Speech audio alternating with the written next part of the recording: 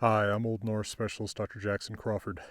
On my channel and in my other internet venues and media, I try to be a source for good information about historical languages and historical linguistics, but especially my area of focus, Old Norse, and of course the runic alphabets in which Old Norse was written early on. The news has come down just recently, just in the last few days, of the earliest, or at least tied for earliest, runic inscription discovered in Denmark, which also makes for, pretty sure, the second oldest runic inscription known of all of them. So in this video I'm going to cover a little bit about what I've been able to glean about this discovery. I don't have any information that's not been publicly announced somewhere yet, although some of it has only been available in English or in Danish or Norwegian, not in English yet. And of course, I can bring a little bit of my own perspective as a reader of historical runes to this discovery.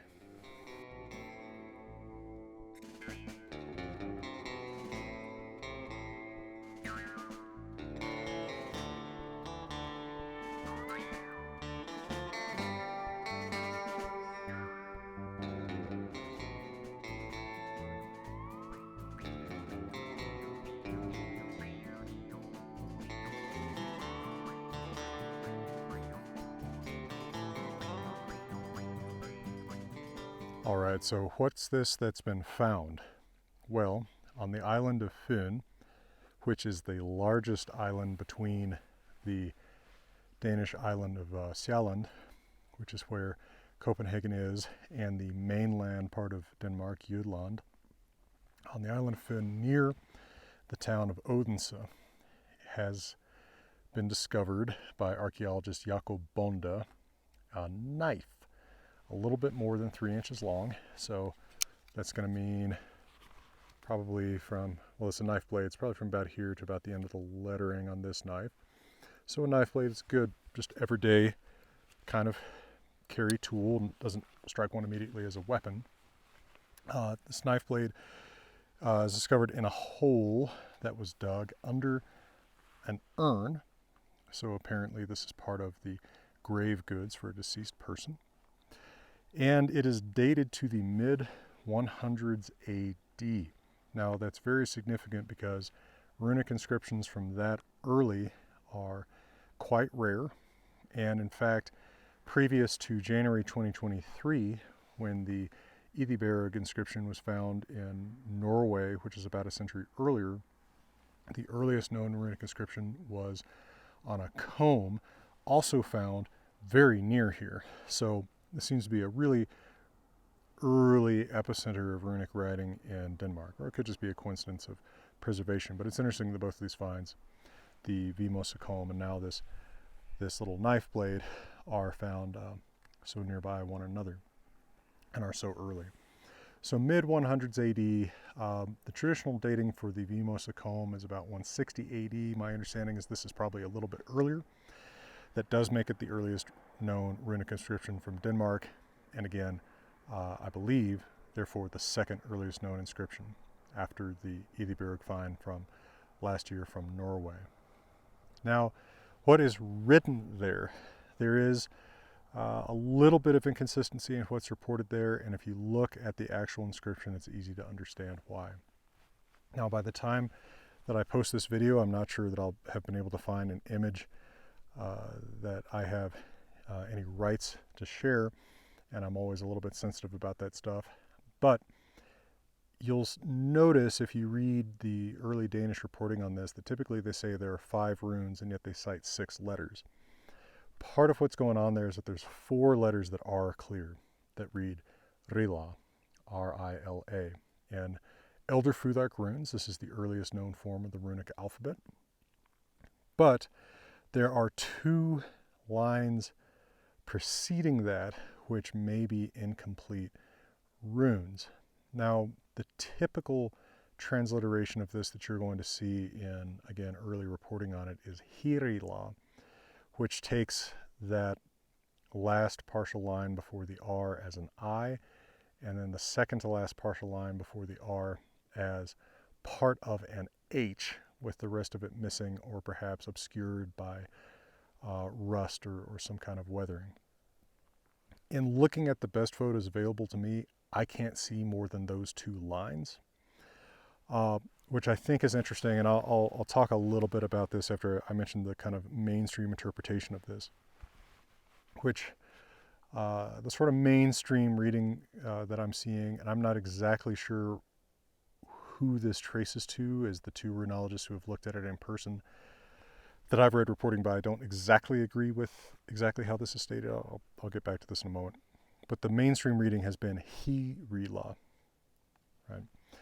Now, ila would be a diminutive suffix in early Germanic language, Proto-Norse, Proto-Northwest Germanic, even Proto-West Germanic at this particular date, at this particular place.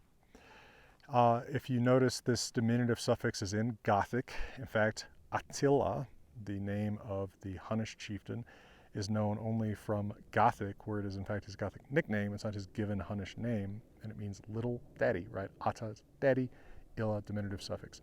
Kind of like ito or ita in Spanish, right? Muñeca, doll, muñequita, little doll. So Attila, little daddy. So hirila, little something. So what is the here? The typical reading has been, and I think this is the only plausible reading if you do read it as H-I-R, is her, perhaps with primary umlaut. This would be a pretty early instantiation of so-called primary umlaut, but that is a change of E to I in stressed syllables preceding an unstressed I. I think the most plausible reading if this is hirila, and so that would make this little sword with hair, meaning sword. Herus is the full word. You see that in Gothic herus. You see it in Old Norse as hjor, with breaking, the change of E to J, hook O before a U, which is there in the stem of the full word. So little sword. Now, it's fun to think, and this appeals to my own sense of fun, that this is just a label for the item, right? The knife is the little sword, just like the other earliest inscription from Denmark found nearby, the Vimosa comb, reads harja, which is very plausibly read as meaning comb. It's the one that hairs, that does hair. I think that's a really appealing answer for what this says, but it's also possible that it's the name or an affectionate nickname for the person who is buried in this urn. Right, so Old Norse hjor, or its Proto-Norse, Proto-Germanic predecessor form her, is known from many names. Old Norse hjorolver, sword wolf, is actually known from an Elder Futhark inscription in Proto-Norse as heru wolfas. Someone named something like that might be affectionately known as hirila, right? Take the first element of the name and add that diminutive suffix ila to it to give kind of an affectionate name. I think it's plausible. Of course, probably never know. But there are alternative ways, perhaps, of reading this inscription. I'm not going to put forward any of these as definitive in any way, of course. I just want to mention a couple alternative ideas looking at the pictures that I've been able to see of this. I'm going to give you a quick word from my friends and partners at Grimfrost, and then I'll come back to look at this again.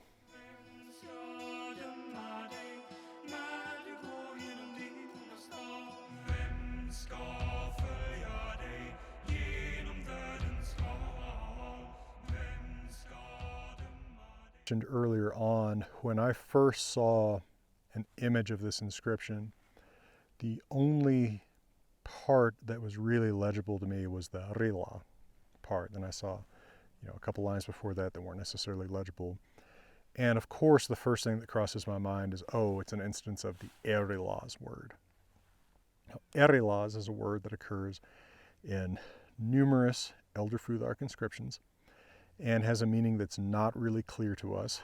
It's obviously a title of some status or respect. It may be the proto-form of the Old Norse word jarl, which is cognate with the English word earl, a word for a nobleman.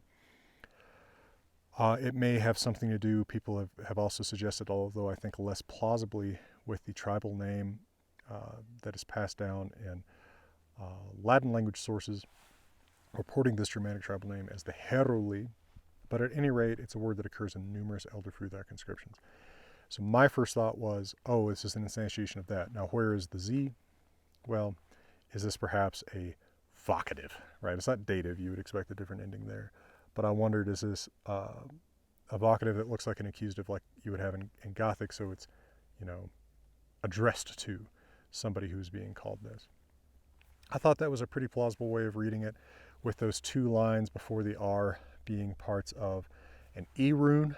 Some early E runes have only a horizontal line at the very top separating those two vertical staves. That could easily be very faint, or perhaps not present in an early inscription. I think I've seen early Elder Fruthak inscriptions where the E doesn't even have anything but those two vertical staves.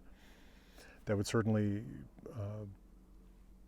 line up well with some remarks that I've made about the potential that the runes are derived from a regional version of the Greek alphabet as used to write Celtic languages and other local languages in the Alps. That question's kind of neither here nor there. I wonder about it. Of course, I haven't seen this inscription, right? So take that or leave that. Now, two runologists whose work is extremely good, whose opinions on this I value highly, have looked at the inscription and have different views. But interestingly, both of them are a little bit different from what I've seen reported in the mainstream press. So Lisbeth Emer, eminent runologist, has written a Facebook post about this find. And what I thought was interesting was, let me make sure that I'm reporting this correctly. She reads 6 runes here. Okay. Notice that in the mainstream Danish language reporting, they have said that there are 5 runes, and yet they've reported it as 6 letters, hirila. Okay. Well, she reads 6, which agrees with that hirila part. And reads this hirila here. Okay. So she agrees with what the mainstream Danish language reports say, but actually quotes it as 6 runes rather than 5. But Krista Vasshus, eminent Norwegian runologist, reports 5 runes, which agrees with what the Danish language mainstream media has been saying. But he reads not hirila, but hirila. So he reads those 2 lines before the R as being part of an H. Now he still takes that as being an occurrence of this herrut, meaning sword, so giving us diminutive, little sword, as either a personal name or as a name of the object. But I just think it's a little bit interesting that they slightly disagree here.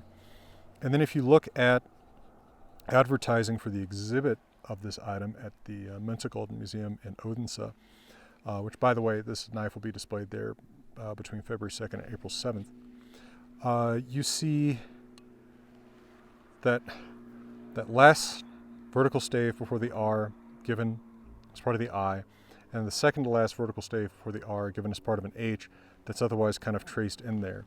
I don't know if that means that someone at that museum, or Lisbeth Emer, sees some part of that H there or not. I don't see it. So I don't know. I think that the hirila interpretation makes a lot of sense.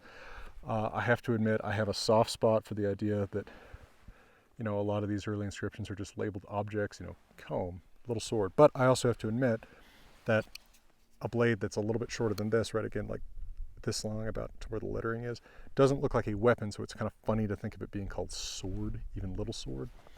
But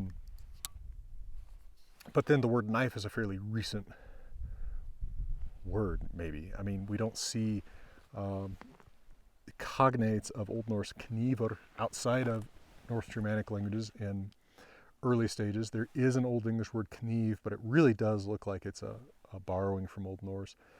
So that word may not be part of the vocabulary of Proto-Norse or Proto-West Germanic speakers at this time.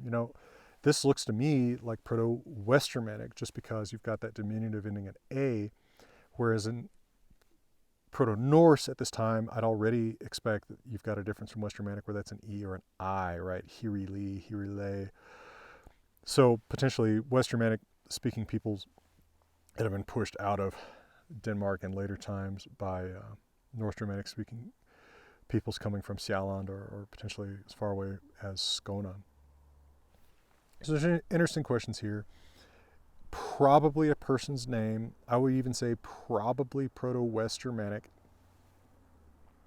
And likely based on the readings of people who have seen the object to contain that root for sword, either as a label for the object or somebody's name in an affectionate diminutive form. But maybe, and I really wonder about this, an instance of that hirila's word. I don't want it to be. I don't care that it is or isn't. I just want to throw out that possibility for someone who's actually looked at this object in person to refute or not. And I'll look forward to hopefully hearing from Lisbeth Immer or Christer Vasshus or another runologist who's looked at the object shortly, and perhaps get someone, hopefully Christer Vasshus, on the show, as it were, to talk about this object, having seen it in person. All right. Well, it's a fun new find. Glad to hear about it. Glad to be able to share what I know about it with you folks right here. And for now, let me thank my Patreon supporters. Let me thank the folks enrolling for my first online Zoom Old Norse class. I'm hoping that goes off without a hitch, starting Friday session this Friday, Sunday session this Sunday. And at any rate, for now, from beautiful Colorado, please know that I'm wishing all of you all the best.